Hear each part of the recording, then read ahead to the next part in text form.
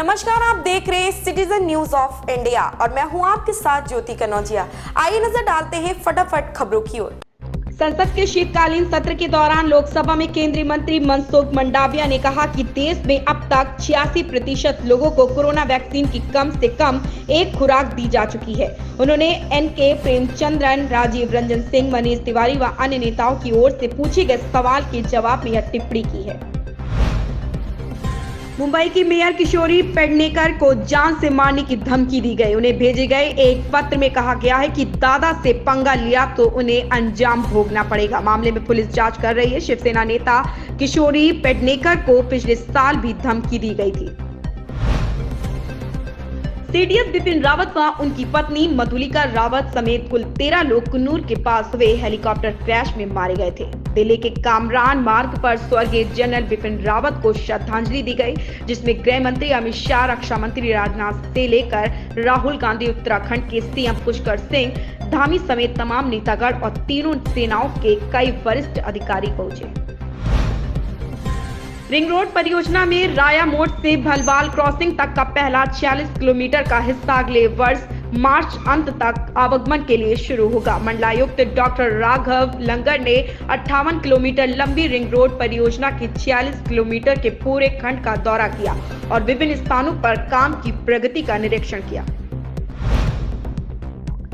देश में पिछली सप्ताह कोरोना वायरस संक्रमण की सकारात्मक दर 0.73% रही और पिछले 14 दिनों में संक्रमण के 10,000 से भी कम मामले सामने आए। देश के कुल सक्रिय मरीजों में से 43% केरल में है। यह जानकारी केंद्रीय स्वास्थ्य मंत्रालय से संयुक्त सचिव लव अग्रवाल ने शुक्रवार को एक प्रेस वार्ता में दी। विदेश मंत्री एस जयशंकर ने शुक्रवार को लोकसभा में एक सवाल का जवाब देते हुए कहा कि ईरान पर अमेरिकी प्रतिबंधों से भारत की चाबहार बंदरगाह परियोजना प्रभावित नहीं हुई है और न ही आगे होगी। बसपा सदस्य रितेश पांडे के एक सवाल का जवाब देते हुए मंत्री ने यह भी साफ कह दिया है कि ईरान में भारत की चाबहार बंदरगाह परियोजना के लिए अमेरिकी प्रतिबंध से कोई लेना देना नहीं। तीनों कृषि कानून वापस लेने और किसानों की मांगों को मानने का लिखित प्रस्ताव केंद्र सरकार से मिलने के बाद गुरुवार को संयुक्त किसान मोर्चा ने किसान आंदोलन स्थगित करने और दिल्ली के बॉर्डरों को खाली करने का ऐलान कर दिया था। इसी के तहत अब किसान गाजियाबाद स्थित यूपी गेट किसान आंदोलन स्थल पर टेंट और लंगर हटाने में जुट गए हैं। बागपत में दिल्ली सहारनपुर हाईवे पर शुक्रवार सुबह कोहरे के कारण हादसा हो गया। हाईवे पर कोहरे में आधा दर्जन वाहनों की आपस में भिड़ंत हो गई। बताया गया है कि गन्ने से भरी ट्रैक्टर ट्रॉली से कार टकराने के बाद वाहन भिड़ते गए। हादसे में 4 लोग घायल हो गए।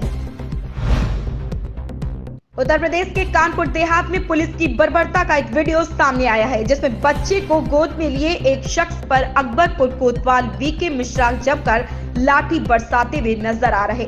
घटना कानपुर देहात के अकबरपुर इलाके के जिला अस्पताल के सामने की घटना है। देश में बढ़ते टीकाकरण और कोरोना संक्रमण के मामले में आई कमी के कारण हवाई यात्रियों की संख्या में तेज इजाफा हुआ है। हालांकि कोविड-19 के नए संक्रमण ओमिक्रॉन की दस्तक के मद्देनजर अंतर्राष्ट्रीय उड़ानों को नए साल तक रोक दिया गया है। इस बीच बड़ी खबर ये आई है कि सालाना आधार पर देश में बढ़ती हवाई यात्रियों की संख्या के चलते और विमानन क्षेत्र को फायदे का सौदा बनाने के लिए सरकार ने नया मोनेटाइजेशन प्लान बनाया है। एक रिपोर्ट में बताया गया है कि इसके तहत आने वाले 3 सालों में 25 हवाई अड्डों का मौद्रीकरण होगा। इन खबरों में बस इतना ही। धन्यवाद।